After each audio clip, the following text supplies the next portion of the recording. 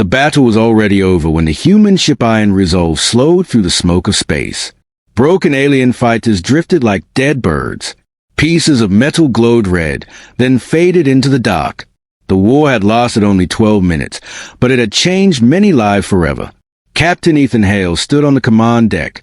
His face was calm, but his eyes were tired. He had seen too many battles like this. Too many endings.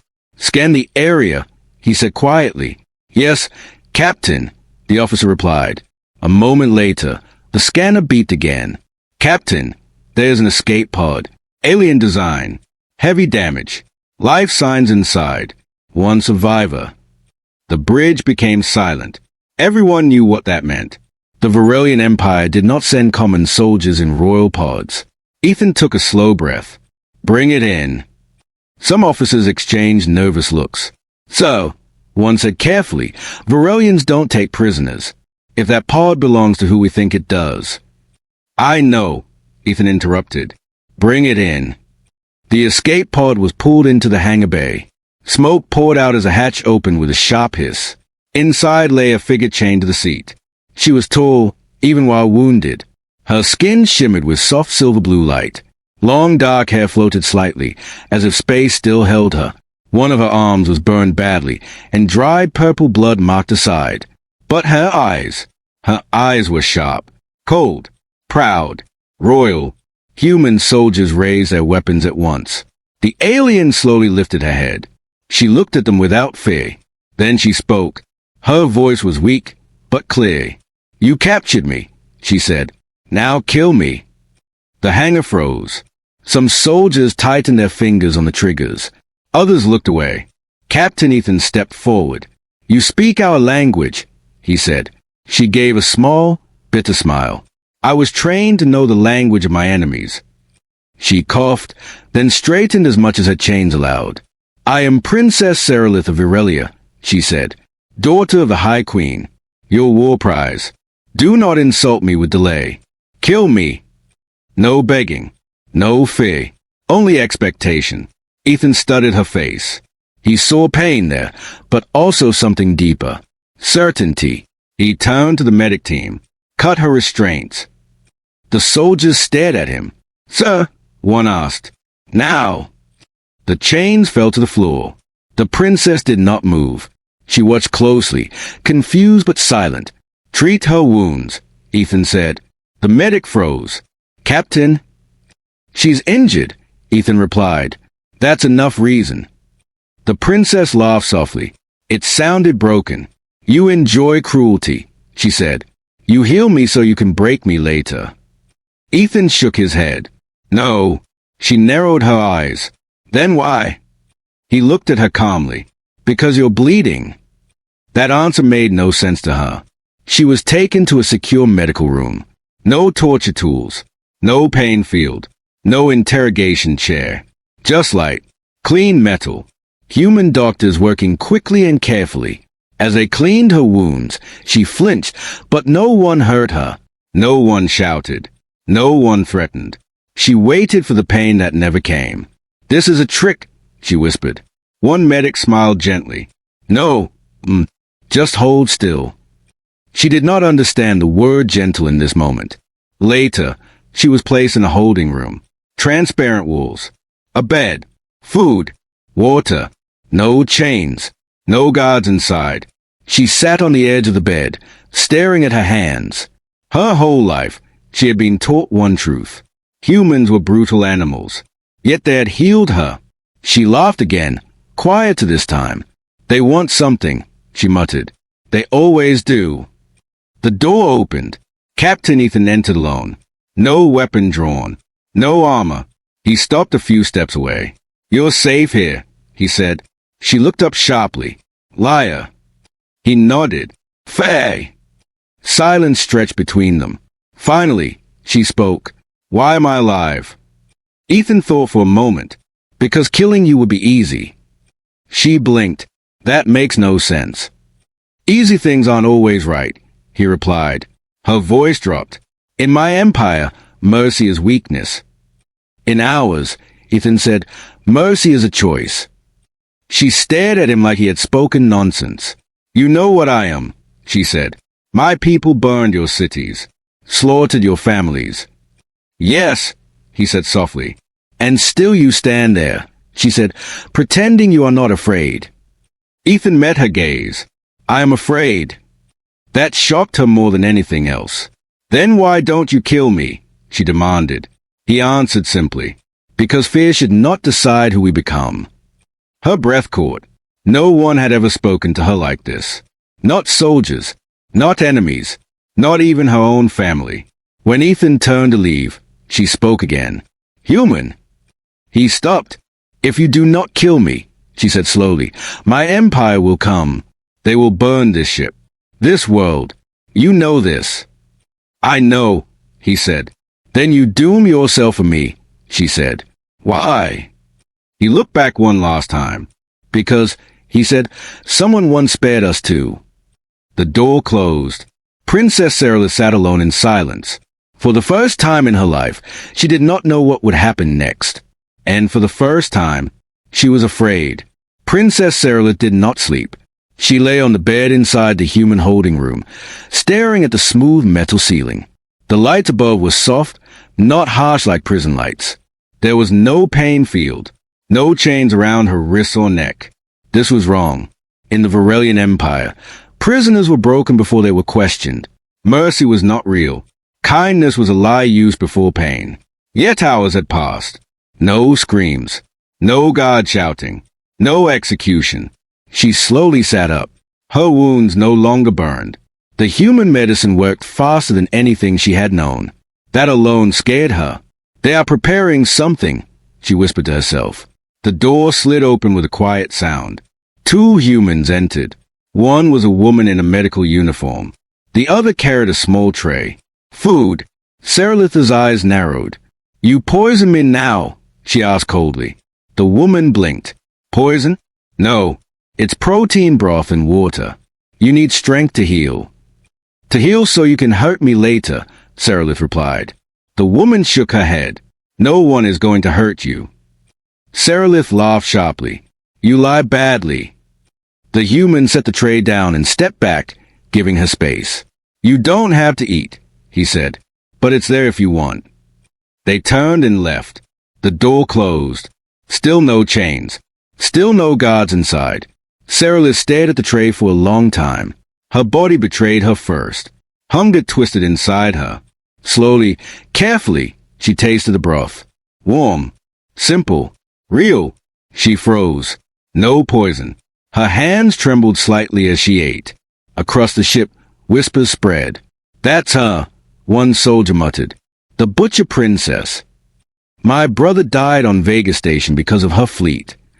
She should be dead already. Fear and anger lived together on the Iron Resolve. Captain Ethan knew this. He stood in the observation hall, watching his crew through the glass. They trusted him, but this choice tested them. Commander Reyes approached. Sir, morale is unstable. Ethan nodded. I expected that. With respect, Reyes said, lowering his voice, keeping her alive is dangerous. Politically, militarily. I know. She's Varelian royalty, Reyes continued. They'll come for her. Yes, Ethan said again. Reyes hesitated. Then why are we doing this? Ethan looked at the stars beyond the window. Because if we kill every enemy who scares us, we become nothing more than survivors, not a civilization. Reyes said nothing. Later, Ethan returned to the holding room. Saralith was standing when he entered. You came alone again, she said. Either you are brave or foolish. Probably both, Ethan replied. She crossed her arms. Your people fear me. Yes, he admitted. They hate me, she said. Yes. Then explain, she demanded, why I still breathe. Ethan leaned against the wall. Because hatred doesn't build a future. Her eyes flashed. It wins wars. Only short ones, he replied, and leaves long scars. She stepped closer. My empire taught me humans are violent beasts. He met her gaze. And my people were taught your kind feels nothing when you kill. Silence stretched. Do you? He asked. She opened her mouth. then closed it. For the first time, she did not answer immediately. Memories rose uninvited. Burning cities. Crying civilians. Orders she followed without question. She had called it duty. Now, she was not sure. My people do not question commands, she said finally. That's what scares us most, Ethan said softly. Her voice grew sharp. Careful, human. I am still your enemy. I know, he replied, but you're also a person. That word again. Person. She turned away. If you think this kindness will turn me into a pet, you are wrong. I don't want a pet, Ethan said. I want the war to end. She laughed bitterly. Then you are a fool. Maybe, he said, but I'd rather be a fool than a monster. An alarm suddenly echoed through the ship. Red lights flashed. Captain to bridge, a voice called. Ethan straightened. Stay here. Sarah grabbed his arm before she could stop herself. He looked down, surprised. They are coming, she said quietly. A royal blood signal activates when I'm captured. How long? He asked. Hours, she replied. Maybe less. The ship shook slightly as it jumped into high alert. Ethan pulled his arm free gently. Then we prepare. For what? She asked. He paused at the door. To protect our people. She whispered, even if it means protecting me. He looked back. Especially then. The door closed. Sarah stood alone again. Her heart raced. In her world, leaders used others as shields. This human leader was doing the opposite. She sank onto the bed, breathing slowly. All her life, she had been a weapon, a symbol, a command, never a choice. Now, humans, her enemies, had given her one, and that confused her more than any pain ever had. She stared at the food tray again, then at her healed hands. What are you doing to me? She whispered. Outside the ship, far away in the dark, engines began to glow. The Varelian fleet was coming, and Princess Saralith realized something terrifying. For the first time in her life, she did not know which side she wanted to win. The stars outside the Iron Resolve moved faster now. The human ship was running. Princess Saralith stood near the transparent wall of her holding room, watching the long white line stretch across space. She felt the vibration under her feet. The ship was at full speed. They were not hiding. They were escaping. For her, a quiet weight pressed on her chest. In the Varelian Empire, no ship would ever run for one life. Not even for a princess. The door opened. Captain Ethan entered, this time wearing light combat armor. His face was calm, but his eyes were sharp. They are close, Sarah said before he could speak. Yes, Ethan replied. 3 Varelian warships. More will follow. She turned to face him. Then you should hand me over. Ethan shook his head. That's not happening. Human, she said firmly. This war started because of me. Ethan studied her. No, this war started long before you. She clenched her fists. You don't understand. My capture was planned. He frowned. Planned by whom? By my own people, she said. Silence filled the room. Saralith closed her eyes. Memories surfaced, sharp and painful. The council feared peace, she said quietly. Humans were learning too fast. Adapting. Surviving. Ethan listened without interrupting. They needed a reason to burn your worlds, she continued. So they sent me. Alone. With false guards. Weak shields. Ethan's jaw tightened. I was never meant to return, she said. A dead princess makes a perfect excuse. Ethan spoke slowly. You were sacrificed. Yes, she answered. By my mother. By my empire. For the first time, her voice cracked. I obeyed, she said. Like I always do. Ethan stepped closer. You don't have to anymore. She laughed, bitter and tired. I have nowhere else to go. That's not true, he said. She looked at him sharply. Your people will never trust me. They don't trust you, Ethan corrected. Yet. She shook her head. I am a symbol of everything they lost. So was I, Ethan said quietly. She looked at him, surprised. My home was burned in the first year of the war, he said. Varelian fire. I survived. Most didn't. Her breath caught. And yet, she whispered, you stand here. Yes, he said, because if I let the past decide everything, I would already be dead inside. She turned away. I was born to rule, she said softly, not to choose. Ethan replied, then this will be your first choice. The ship shook suddenly. Warning lights flashed. Captain, a voice shouted over the comm, Varelian scouts entering weapons range. Ethan tapped his wrist console. Evasive pattern Delta. No firing unless fired upon. The voice hesitated. So, understood. Seralith stared at him. You are risking your crew. They know, Ethan said, and they still stand with me. She lowered her head. I will not let them die for me, she said. She stepped forward. I offer myself, she declared, as prisoner, as hostage, as servant, whatever you want. Ethan's eyes hardened. Stop. You want peace, she pressed. Give them what they want. He shook his head. I don't want ownership over you. She froze. In my empire, she said slowly, someone always owns you. Not here, Ethan replied. She stared at him, stunned. No chains, he continued. No titles. No commands. Then what am I? She asked quietly. He answered simply. A person who deserves a say. Her knees weakened slightly. No one had ever spoken those words to her. The door opened again. Commander Reyes entered, tense. So, cool discussion request. Ethan nodded. I'll come. Reyes glanced at Seralith, then back at Ethan. They deserve to hear the truth. I agree, Ethan said. He turned to Seralith. Would you come? Her eyes widened. They will hate me. They already do, Ethan said honestly. But hiding helps no one. She hesitated, then nodded.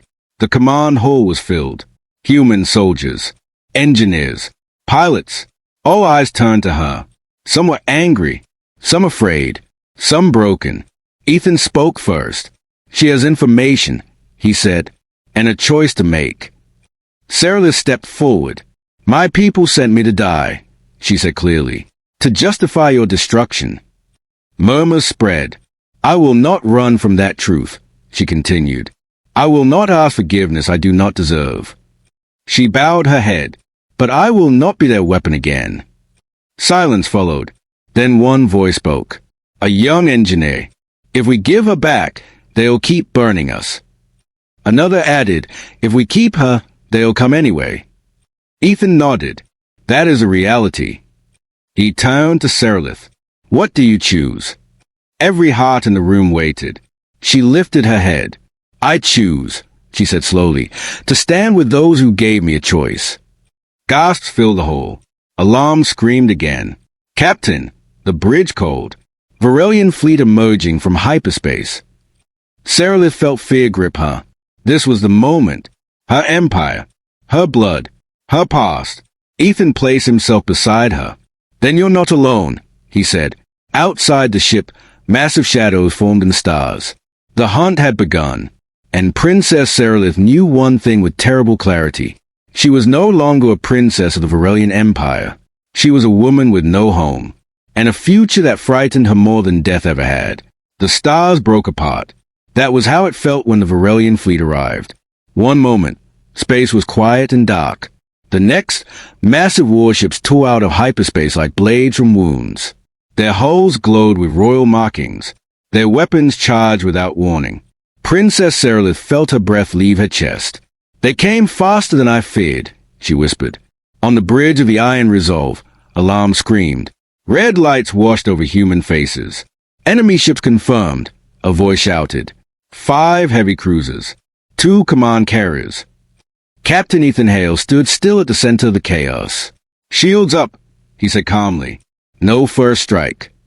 Some officers looked at him in shock. So, Commander Reyes said tightly, they won't wait.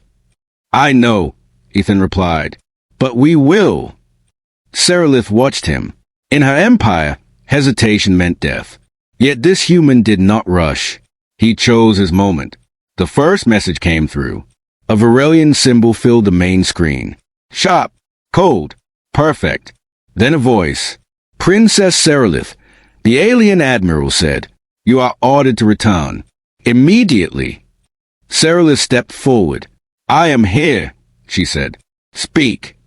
The admiral's eyes narrowed. "You stand on an enemy ship." "Yes," she replied, "because my empire sent me to die." A pause. Then laughter echoed through the bridge speakers. "You were sent to serve the empire," the admiral corrected. "Your death would have been useful. Your capture even more so." Human crew members stiffened. Seralith's hands trembled, but she did not step back. "I will not return," she said. "I choose my own path." Silence followed. Then the admiral spoke again, his voice flat and cruel.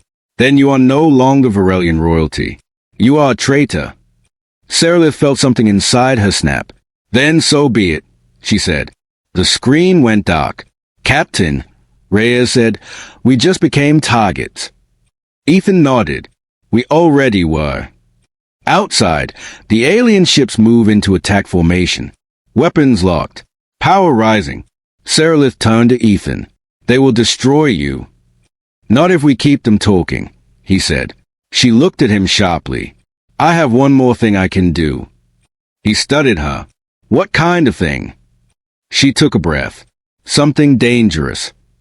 Deep inside the Iron Resolve, Seralith was escorted to a secure console. It was not Varelian technology, but it could listen.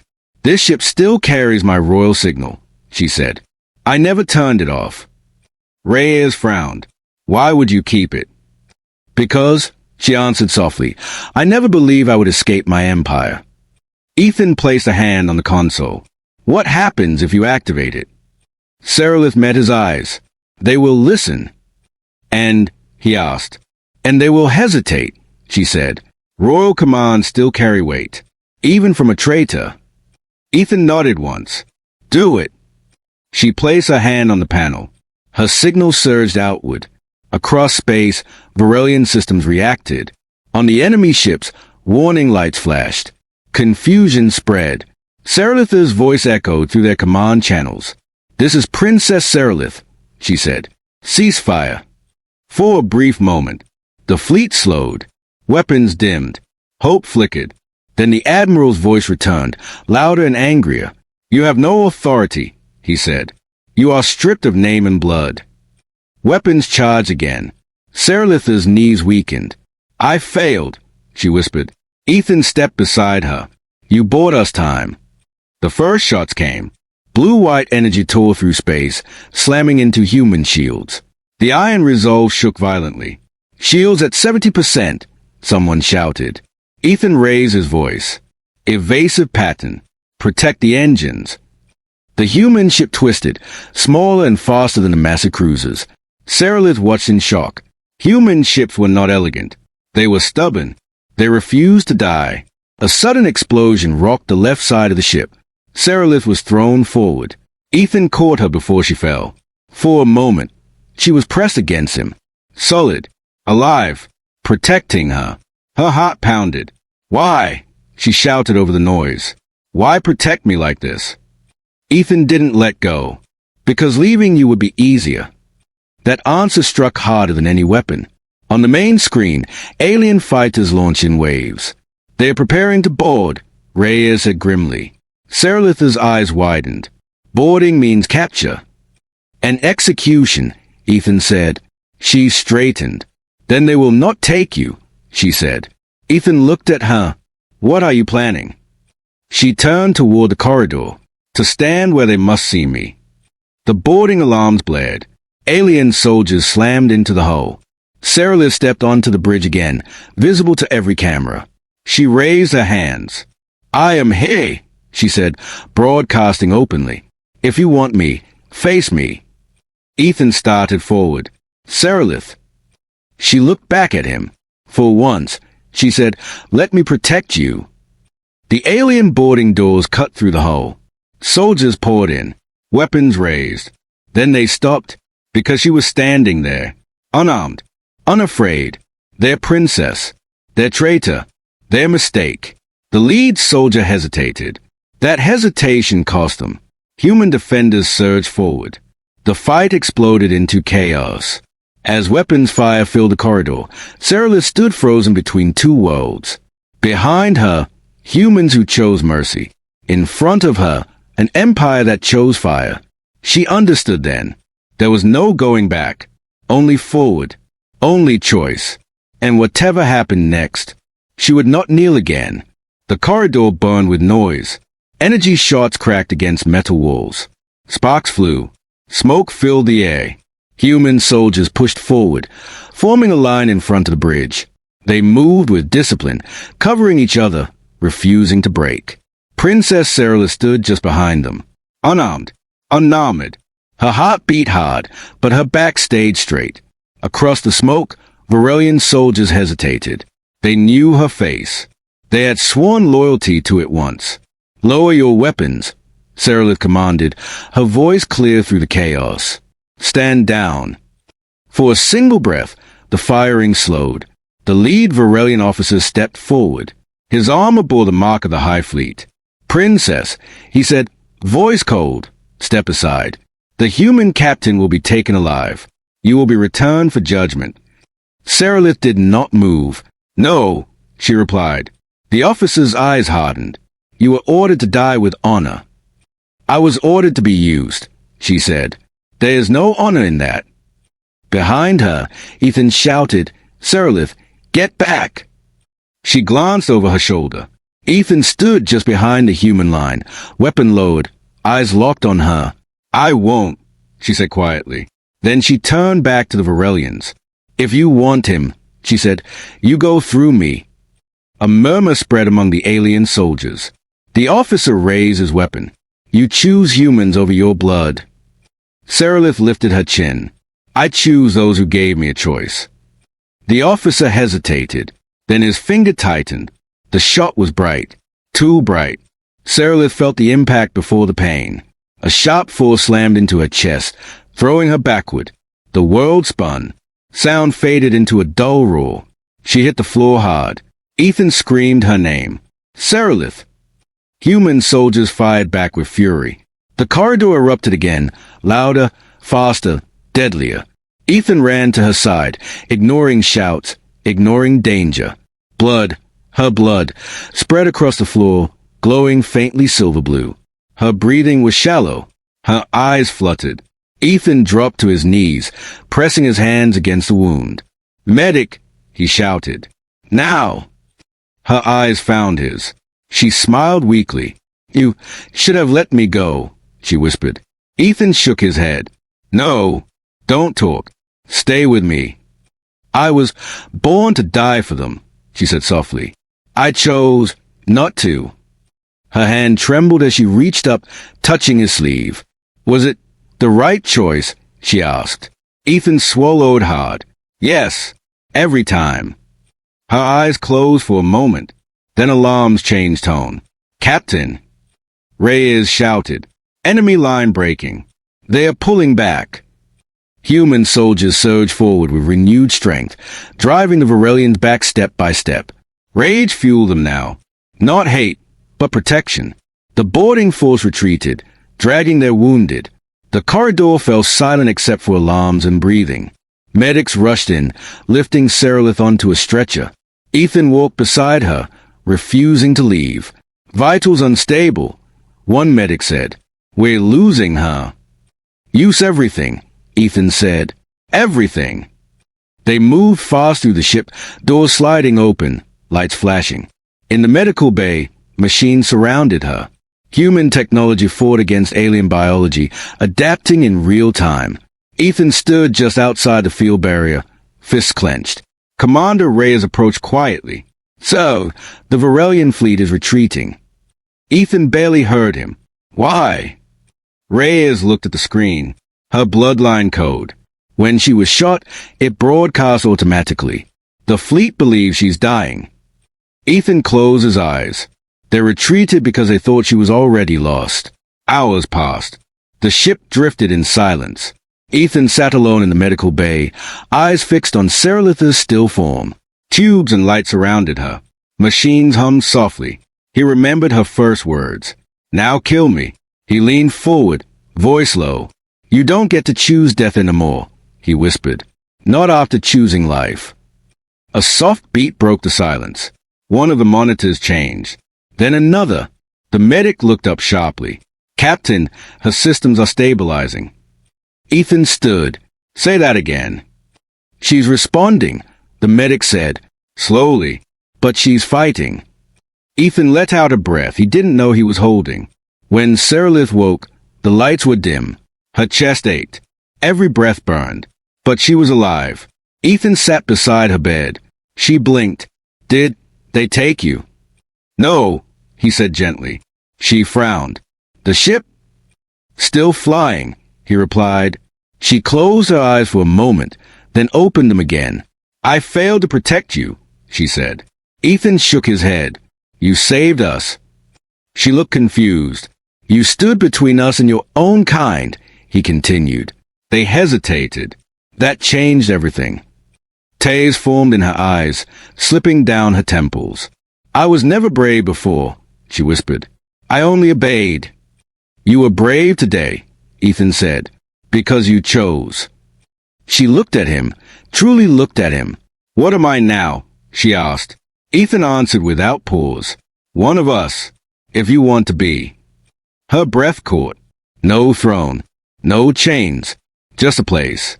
Outside the medical bay, stars moved slowly past. The war was not over, but something had changed. An empire had lost a weapon, and humanity had gained an ally who had bled for them. The iron resolve drifted in quiet space. No alarms, no weapons fire, only the low hum of engines and the soft rhythm of healing machines. Princess Saralith slept. Days had passed since the battle. Human medicine worked carefully, slowly learning her biology. Every hour was watched, every signal measured. She lived. That alone felt impossible. Captain Ethan visited every day. Sometimes he spoke. Sometimes he only sat Today, her eyes opened while he was there. She blinked, confused, then focused. You're still here, she said weakly. Ethan smiled slightly. I was thinking the same thing about you. She tried to sit up. Payne answered immediately. Don't, he said gently. You've done enough standing. She relaxed back into the bed. The fleet? She asked. Gone, Ethan replied. For now. Her fingers curled into the sheets. They won't forgive this.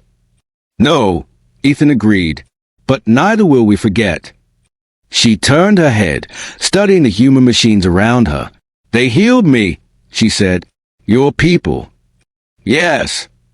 In my empire, she whispered, the wounded are replaced. Ethan's jaw tightened. Hey, we repair. She closed her eyes, letting that sink in.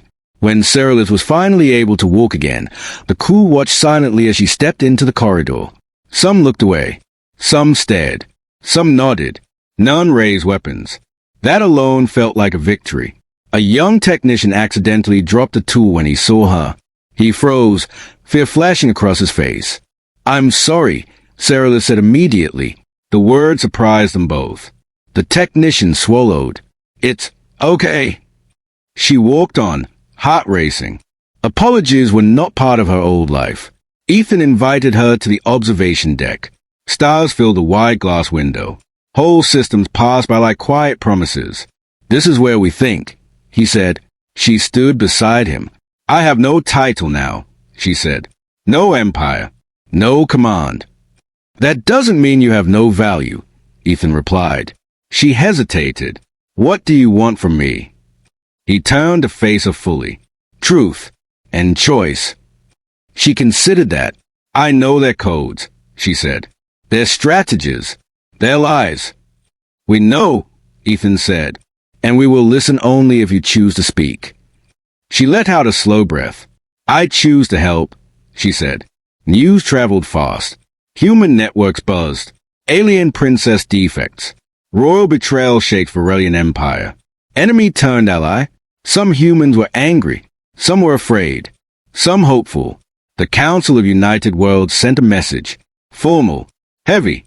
They requested her presence. And Ethan's. Before the meeting, Saralith stood alone in her room. staring at her reflection. Scars marked her chest now. Proof. She touched them gently. Once, she would have hidden them. Now, she did not know. Ethan knocked softly. Ready? She toned. They will judge me. They judge everyone, he said, including me. She gave a small smile. Then I am not alone. The council chamber was vast. Representatives of many human worlds filled the seats. Screens lit up with distant systems watching live. Seralith stood at the center. No chains. No guards. Just light. A counselor spoke. Princess Seralith of Irelia, you stand accused of war crimes. Murmurs filled the room. She lifted her head. Yes. The room stilled. I will not deny my past, she continued. I gave orders. People died. Some shouted. Others listened. I was raised to believe obedience was honor, she said. I was wrong. Ethan stood beside her. I choose accountability, she said. Not escape. Silence followed. Then another counselor spoke. You saved a human ship. Yes, she replied. You turned against your empire. Yes. You were wounded protecting a human captain. Yes. The council paused. Why? The counselor asked. Seralith looked at Ethan, then back at the room. Because they showed me mercy, she said. And mercy changed me. The council withdrew to decide. Time stretched. Ethan leaned closer. You did well. I was terrified, she admitted. So was I, he said. The doors opened. The council returned. Their decision echoed through the chamber.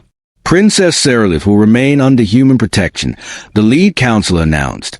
She will serve as liaison and witness. Gasps filled the room.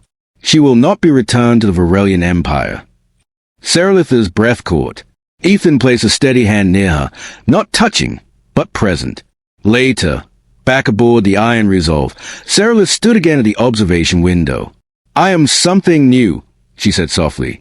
Yes, Ethan replied. You are. She turned to him. Not a princess, she said. Not a prisoner, he answered. Then what? She asked. He smiled. An ally, he said.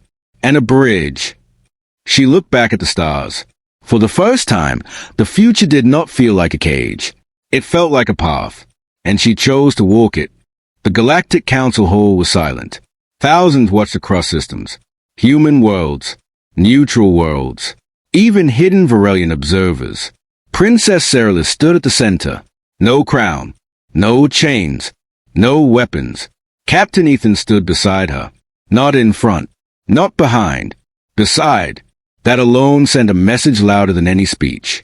The lead counselor spoke. The Varelian Empire demands a return of Princess Seralith. They claim she is property of the crown. A cold symbol appeared on the screen. The Varelian seal. Seralith felt old fear rise. Then she stepped forward. I am not property, she said calmly. Murmurs rippled through the chamber. I was born into power, she continued, but never into freedom. The Varelian representative interrupted. You speak treason. Yes, she replied, and truth. She turned slowly, facing every camera. I was raised to believe strength meant control, she said. That mercy was weakness. She paused. Humans proved that belief wrong. Some council members shifted. Ethan did not move. I was captured, Seralith said. I asked to be killed. The room held its breath. They refused, she continued. Not because they were afraid, but because they chose not to become what they hated. The Varelian symbol flickered. You betrayed your blood, the representative snapped. Seralith met the screen's gaze. No, she said firmly. My blood betrayed me first. Silence fell like gravity. She lifted her chin. I stand here not as a princess, she said.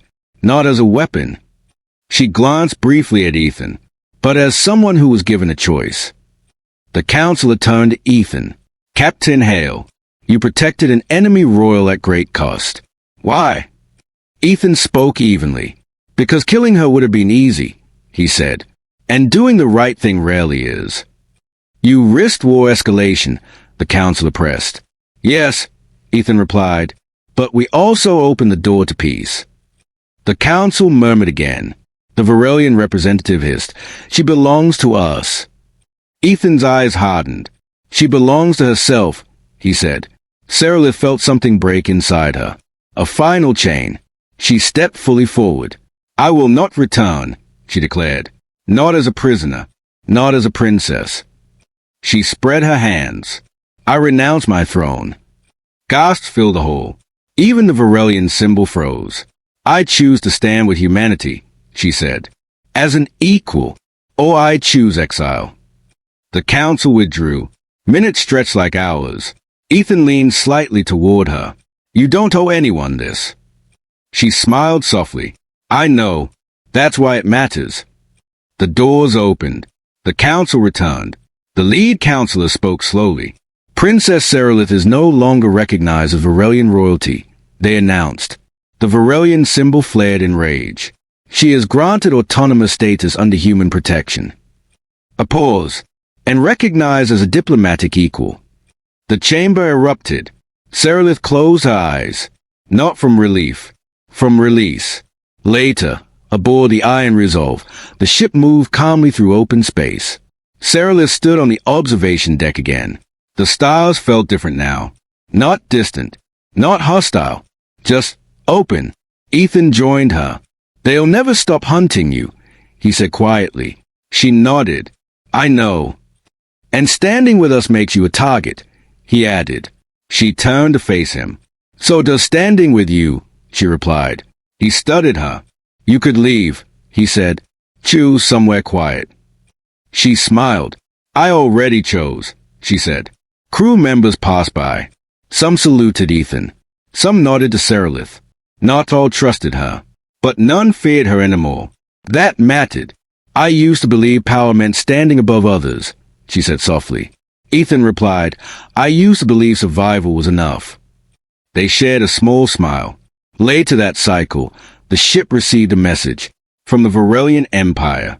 Short, cold, you are dead to us. Seralith read it, then erased it. No, she said calmly. I am alive for the first time. As the Iron Resolve jumped toward a new star system, Seralith looked at Ethan. I asked you to kill me, she said. You didn't listen. Ethan smiled slightly. I'm glad. She met his gaze. You captured me, she said. Yes, he replied. But you never owned me, she finished. No, he said. She extended her hand. Not as royalty. Not as debt.